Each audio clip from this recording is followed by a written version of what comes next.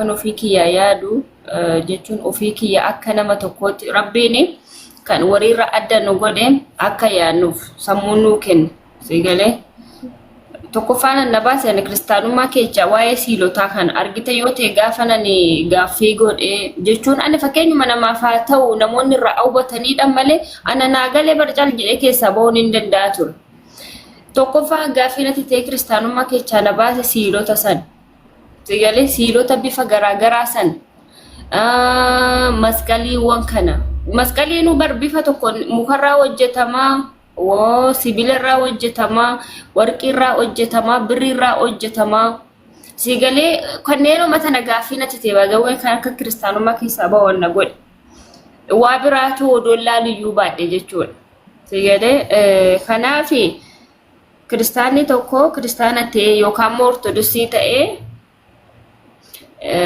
of gaafatuun jedha akka kootittan eenyutu kaase kan jedhu immoo dhugaa dubbachuuf aniyyuu hin beeku malaayiktoota kaasee jedhu ofiinuma isaaniitiif of kaasan ta'e hin beeku sumee baran malaayiktoonni ofiinuma isaanii suuraa kana of kaasanii lafa kaayee mul'atu baran fakkeenya malaayiktoonni akka jaraatittis takka mul'atu hin jedhani malaayikonni mul'atan yaa ta'u malee fakkeenya warroonni suuraan kaa'amee ittiin laxxafame kun warroota hindiiti osoo lubbuun jiraatanii isaanoo sagaleen uftaa jedhanii warroota du'an ta'uun oolu malee jechuudha. Waan akkasitti malee malaayikaan hin mul'atu wannootu Gabreelii namni argee hin jiraan jiru kijib malaayikaan hin mul'atu bifa hin qabu foon hin qabu jettanii warra kiristaanallee waan kan isaan tinga godhe ofiiduma isaaniitii mee of gaafata sumesi galee ofuma isaaniitii of gaafatan akka nu gaafanne keessa baane kanatti inshallah mee of gaafatan yookaan immoo ekelee kaasee jedha maffasiidhaan kaasee jedhu bar maffasii jechuun qilleensa isatu qilleensuma kaasee jara kana ishii yeroo san silaa qalamnuu hin jiru yeroo san silaa waa tokko hin jiru kaameraan hin jiru eenyummee isaanumee mee yaa dubbatan maffasiidhaan kaafamee jedhan. Dabalata mooma jidduu kana ayyaana masqalaatu kabajama akkuma beekamu qixaaxa shirraa nama masqalaatu aana mitiire jalqaba intini kana keessatti jechuudha. Nama fakkeenya ayyaana masqalaa kan isaan kabajanii fi sababa masqaliin itti argameef waa amantiiti wal qabata daamaraa gubneeti yaadattami dhiira gubane dubartiin hin gubdunna jalqaba masqalii Yesuus irratti saqqalame sana gaara tokko jalatti awwaalameedhaan qeesiin nuun jedha lama xaafni hin jenne bakka kanatti ishii dhiifama gaara tokko alatti awwaalameedhaan hayyee hanga sanaa hanga awwaalame waggoota hedduu ture laa masqaliin sun hin argamne erga masqaliin sun argame kiristaanonni masqaliitti amanuu eegalan Yesuusuu fakkiin akkuma isaan jedhaniitu saqqalamee ka'ee erga saqqalamee irraallee du'ee du'a ka moo'ee ka'ee ol fudhatame jedhaniillee waggoota baroota hedduudhaan boodadha kan isaan jechuudha intini ta'an qoy boon tulee qalama bichaa jechuudha kan isaan masqaliidhaaf sagaduu fi masqalaa ilaachuun wadanii baatanii deemuu jammaran garuu seenaa sun seenaa kijiba irratti hundaasi haa ta'u malee dubartii maqaan ishee Helen jedhamtutu aara hixaanaa aarse aara hixaanaa sanaa bakka masqaliin Yesuus itti awwaalame kan inni irratti saqqalame sun kan Yihuudoonni awwaalanii turanii akka jedhanitti jechuudha. Sanaan booda argattee qoffortee gaara qoffortee baaste jechuudha. Masqalii sun gaara jalaa qofforamee bahame. Sababa aara hixaana saniif ayyaanni masqalaa sun kabajame jechuudha. Daamaraan hidhama jechuudha. Ofuma awwaalanii ofuma baasanii Yesuus ofuma ajjeesanii ofuma baasanii bara. Waan akkasiiti rabbi naa qajeelchu inshallah waa ayyaana masqalaa irratti mee badina sagantaa tokko goonee raawwanne haasofna. Mukinaatu waan gabaabaa miti seenaan isaan akka kijibaatti haasanii macaafa barreessanii macaafa gabaarra oolchanii birriitti shaqqalatan sun seenaa kijibaa akka ta'e sirriitti waliin dubbanna. Kana hundaa kan godhu sumee barattoota kiristaanaa osoo hin taane qeesidha bar. Qeesii yookaan barsiisaa amantii ortodoksii kan jedhu bar keessattuu diraamaan ortodoksii hin qabdu wallaahi dubbatamee kan hin dhumne iccitii ishee hin qabdu yoo atama waan ta'e gaafachuu hidhatte kun iccitiidha siin jedhu bar mee amantii keessa siifi waan rabbii jidduu keessa qeesiin dhufe gizee iccitiidha siin jedhu mee maal jette laal beekta akkamitti deemtedha wanti iccitii maayinni wanti lubbuu keetti akkamitti iccitii ta'a me amma qeesii tokko gaafi lakkii kun iccitiidha hafuurani ati deebisuu hin dandeessu yookaan immoo anuu sitti immoo hin danda'u jedhu Ila paasterin beenteraa kan beeyta dubartiidhuma isaanii kana niqaabetti hidhee fidee diraamaa hojjeta. Kan isaa normaal diraamadha. Kan keessi garuu kan keessa jiraatee keessa bahee waa'ee isaa baree keessa bahee irratti namuu irratti beekuu hin danda'u. Bafisuun kan akka keessi haftaamin hin jirtu bara biftiti.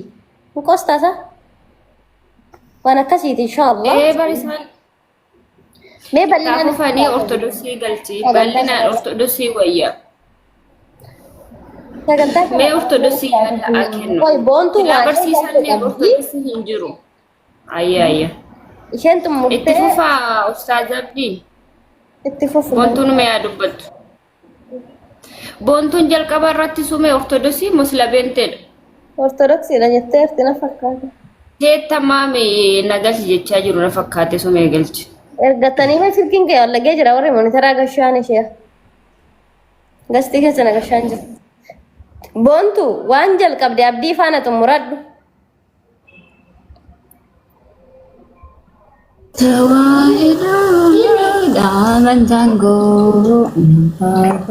Wada faarfatta abdii ni jirtu?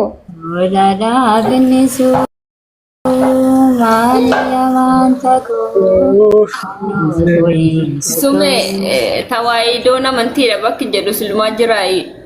Walitti deebina isi lamaan hin gaafadhe jennaan diddanii abdii soonaa deebisa rakkoon qabu gaafi duraatti naaf uffaatu soonaa deebisa niitoorkii kiyyanna jee kudirashu taadaan qabadhee deeni waan deebisan mushkilaa rakkoo qaba. Inni dantaa keeti ofiif qabatta amantee kafartee laraasish dheenyaa dhille. Dirqamni nuti jiru sitti muuda. Abdii Muusaa kanaafuyyuu maanis ni qabadha ree ofii biyyaaf hin qabadha kan na qabsiisu garuu isin miti ree warra shaadaa qabate shaadaa amantee gaafa dhufte rakkoon qabu eenyu si qabsiisa abdii. Inshaallah yaa mana yaala. Koy abdii laga deebi'u abdii ati soona eegsee rakkoo qaba maa ati soona deebiste koo rakkoon qabu bartanii dhaqxanii miti isin lamaan iyyuu. Of maaliif. Daani baala mahtab. Abet. Nagaan waaqa jiraataa san duunee san nyaanne san nugne siifaa ta'u akkam nagaami? Isa nyaanne san nunne jettamaa Yesuus nyaanne nunne gaafa dachee irra turetti. Afuuran jiraataa ture ilma namaati yoo miila qaba qoonqoo qaba garaa qaba akkamittiin beelofne hayyuu maal jechuudha. Yesuus keessa darbee nyaata xiqqoo qabu ture geetaa hoy nuuf baarraki nyaata kana jedhee uummata hedduu jidduu isaa ture nyaata kana nuuf baay'isee jedhee Uskuti gaafii oo dandeessite. Yesuus.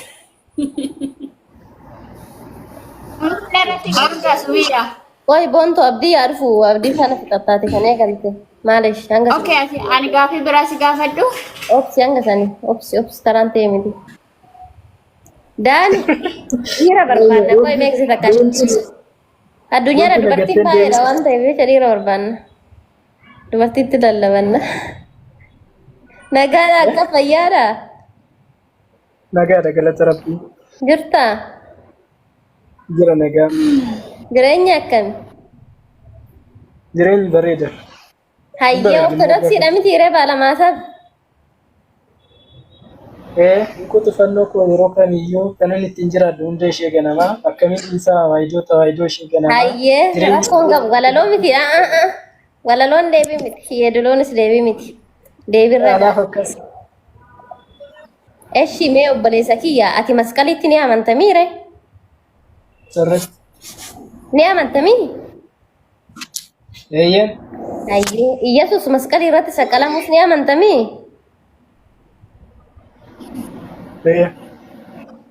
Hayyee erga sanuudhaa mee jalqabuma irrattuu masqalii Iyyasuus irratti saqqalame kana ragaa afaan naa deebista laata? Eenyutu fide? Eenyutuun tolche jalqabuma irratti?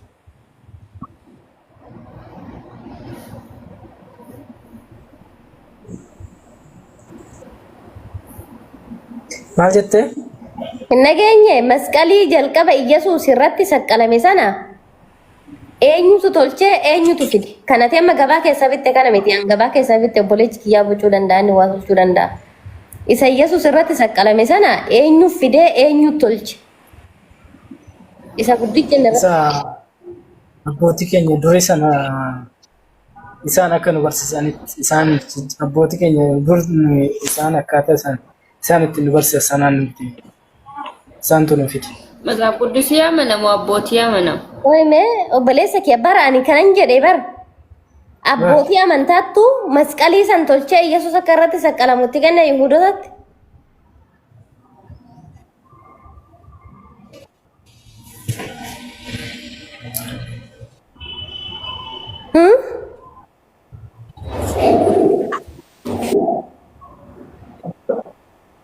Lakki amma ni torki si qabaatee hot.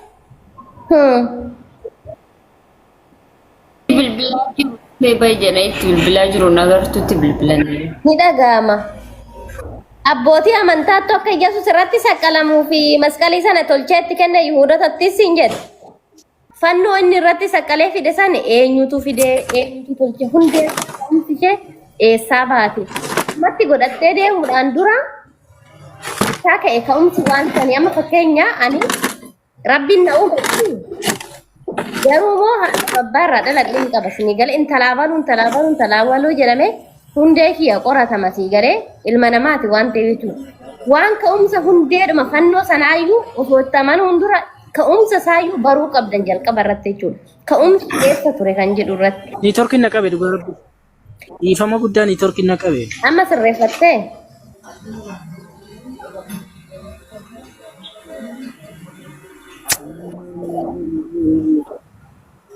Mucaa sirreeffattee yeroo fitiin nama biraatti Mudii qabachaa dhiisii galaanee daafaa ibinuufaa dubbisi jedhaa jiru dabarsiif isaanii sume. Niitoorkiin hojjetudha bar. Galaanee. Nagasiifaa ta'u. Dhibee maa caarranaa kennuu diddaan hin deema fanaan. Abdii Musaa dhufee. Didabbaree na wajjin haasa'uun. Lakki. Abdii Musaa. Inna taada gaafiin si gaafadhe isa inni amma abdiin sana ona adeemsa kana biraa si gaafadhe na diddee si dabbarraan mitiiree bakkaan hin bu'aa galatooma.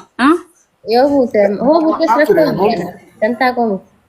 Makostor jetta ati saatariya makko saatari ko nyaan fara Kan amantaa ishiin hin jenne bari yoon bu'e. Iya xayyakush ነው እኔ እኮ ቀን ሙሉ አንቺ ጋር ነው የዋልኩት አንድ ጥያቄ ብትመልሽ ምን Nagaa masagalee. Hidhadheettee raawwattee abdii jala miliqxee baate bar hin dagalle waqti hin beekaa. والله لازم نيتورك يورلدن نيتورك نبوسه مريم نيتورك نبوسه جيتان مسكري نيتورك نبوسه واي فيك يندربه Ayyee rakkoon qabu. Waa'ee fe'ee yanda darbe appilikeeshiniin fayyadamas immoo appilikeeshiniin irratti dhume na dhaabe yeroon seenee yeroo tokko na darba biteetu. Ayyee taate. Kanuma inni duratti si gaafate san deebii itti fiddeetii. Gaafiin inni si gaafate namni sirba si bira jiru sun. Ana biroomtu hin jiru. Daani kana maayikii qabaa fi gaafiin inni duratti si gaafate ani hin daganne laal jechuudha. Allahadhaa ilma namaattu kenneefii jette isaaf moo ragaa fidadhuu siin jedhe ragaan fidadhu gaafii iskiriinshut godhen si kenne amma wal loloo osoo hin taane seerannaa deebisuu oo dandeenye walii deebinaa waan dadhabne immoo hin buuna wal arrabsuunis amantaa waliis tuquun faayidaan qabu okkee wal kabanyee jechuudha. Ani Yesus Kiristoos gooftummaa kan kennamee fi waaqummaa miti jettanii faarsitu kanaafuyyuu Quraana irratti immoo gooftaan addaaminaa waan kanuume gooftaan keessan isaa gabbaramaan keessan isaa isiniin jedha gooftichi kami Quraana irratti eegasu kan gooftaa jedhee isiniif dhiyeesse gooftaan maalinni gaafiinsi gaafadhe kana tokkoshi. Kanatti dhaggeeffadhu goontu iskiriish kan gootes fiddeerta itti fuftee jechuudha isaan faana rakkoo miti garuu bakka kanatti waan hubattu keessatti gooftammaan Iyyasuusii bara dhumaa abbaa harkatti galaa. Garuu dammoo ati deebiteetiniini maal jette si fakkaate gooftummaan Allah kan kennamee jette si galeera miti kennamuufi sana ragaa fidii siin jedhe isaaf deemi ragaa kennameef hin jedhu maal si dubbistee miti kennameef odoon taane eenyu gooftummaan isaa siin jedhe boontu bara abdiin ni jira bara kennamuufi isaa fidadheen dhufaa itti raawwattee quraanumarraa deemte. Si fidame amma si fidama waliin mormina waan kitaaba irra jiru kennamuufi kana waliin morminu sitti agarsiisee waliin dubbanna kana jette osoo hin taane quraana sirriitti agarsiisee waliin jennu. Wa alaykum salaam wa rahmatullahi wa barakatuh. Isinii galeera miti wanti isheen ragaa fiddu duratti ni jirtanii?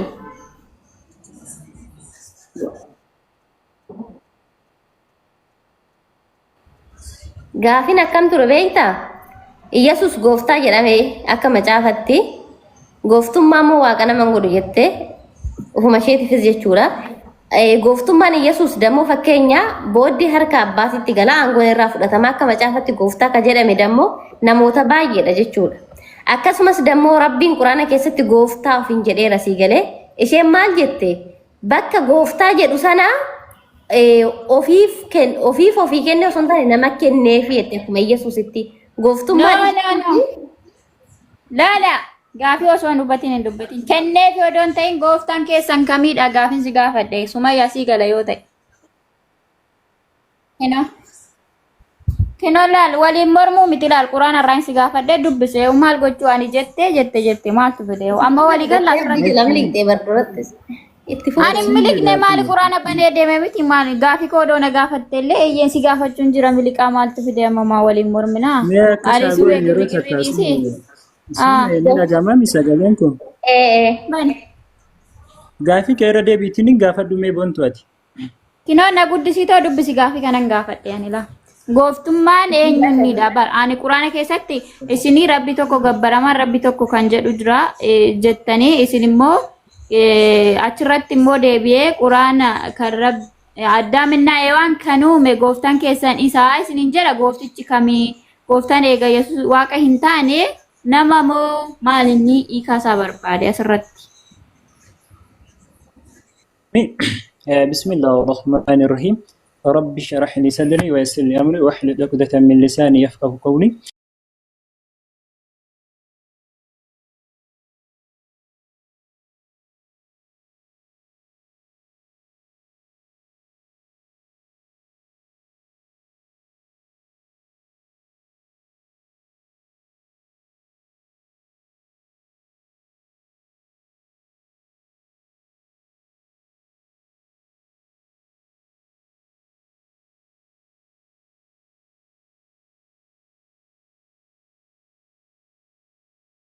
Fakai. Dhaggeeffadhu naaf galee jira dhaggeeffadhu siif himaatiin dhaggeeffadhu. Inna Allaha rabbii wa rabbukum. Allahin haqaan gabbaramaa ta'e gooftaa kiyyaa fi gooftaa keessanii jedhe. Uumaa kiyyaa fi uumaa keessan. Fa'buduuhu kanaafuu isa qofa gabbara. Isa qofa gabbaruun hoo karaa diriiraadha. Hada siraatun mustaqiim jedheetiin hin dubbanne. Nuti ammootiyyuu gooftaan ammootiyyuu waaqaa miti jenneetiin kan nuti dubbanne baayibilikaalii macaafa qulqulluu keessa gadi seenneeti. Baayibilikaalii macaafa qulqulluu keessa gadi seenteetiin yoo kan laaltu taate gooftummaan akaakuu lama jira. Waaqummaanis akaakuu lamatti jira. Gooftummaan ni kennama, waaqummaanis ni kennama. Iyyasuus Kiristoosiif waaqummaan hin kennamne, gooftummaan kennameefii jira. Museedhaaf waaqummaan kennameetiin hin jira. Museen waaqa hin taane, Iyyasuus Kiristoosiif gooftummaan kenname. Meetiin hin jiru Iyyasuus Kiristoos ammootii waaqa yookaan gooftaan taane jechaadha. Gooftaan inni sirrii kami jetteetiin baayibilikaalii gaafa gadi seenteetiin hin qorattu wangeela Maarqos boqonnaa 12 lakkoofsa 29 fi wangeela Yohaannis boqonnaa 4 lakkoofsa 22 irra jira. Wangeela Maarqos boqonnaa 12 lakkoofsa 29 irratti Iyyasuus Kiristoos maal jedhee dhagayyaa Israa'el inni hundumaa irra caalu gooftichi jedhe laata. Gooftichi Waaqayyo keenya kophaa isaa gooftaadha jedhe. Waaqayyoon Iyyasuus Kiristoos waaqessuu fi hawaasni Iyyasuus wajjin Waaqayyoon suni waaqessan gooftummaa kana hin argan kophaa isaa gooftaadha jedhe gooftummaa kana hin argan Iyyasuus Kiristoos gooftummaa kana ni argate moo akkam godhe jettee gaafa laaltu eeyyeen ni argate tokkoffaa wangeela Yohaannis boqonnaa 5 lakkoofsa 27 irratti ramaddii sadaffaadha yeroo dubbatu Iyyasuus Kiristoos inni ilma namaa isa ulfinna qabeessa waan ta'eef eenyu Iyyasuus Kiristoos ilma namaa isa Maariyaam irraa dhalate ilma namaa isa ulfinna qabeessa waan ta'eef abbaan isaa firdii akka inni faraduuf gooftummaa isaaf kennee jedha baayibilii bara 1997 dubbii kana dubbate. Amma baayibiliin bara 2023 iddoo kanarratti taayitaa kenneefi jedheetiin hin dubbata. Taayitaa kenneef jedheetiin hin dubbata. Akkasumas hojii ergamoota boqonnaa 2 lakkoofsa 36 irrattis Waaqayyo gooftaa isa godhe. Gooftummaa isa kenna. Achi tura wanta tokko hin qabu. Miskiin akkuma nuyi kana ture jechuudha. So kanaafuu kan nuti baayibilii keessatti jiru gooftummaan kennamaa tuni gooftummaa ammootiyyuu waaqummaa sanii gooftaan inni sirriidha kan Iyyasuusiif kenne kan ammoo Iyyasuus Kiristoosis waaqessu kan Iyyasuus Kiristoos kophaa isaa gooftaadha jedheetiin dubbate sana jechaadha. Amma fil Qur'aan irratti ammootiyyuu jecha Rabbi jedhamu kan inni fayyadamu. Jecha Rabbi jedhamu kana afaan Oromootti yeroo hiikan gooftaa jedhaniitiin hiikan. Gooftaa kiyyaa fi gooftaa keessan jechi rabbi jedhamu uumatti kan inni hiikamudha ma'anaan isaa arrabbu huwal kaaliqu huwal maaliku huwal mutadabbir kanaaf Yesuus Kiristoos Allahin haqaan gabbaramaa ta'e uumaa kiyyaa fi uumaa keessanii kanaaf isa qofa gabbaraa jedheetiin hin dubbate jechaadha kan nuti jenne isa kana gooftaa jechuudha.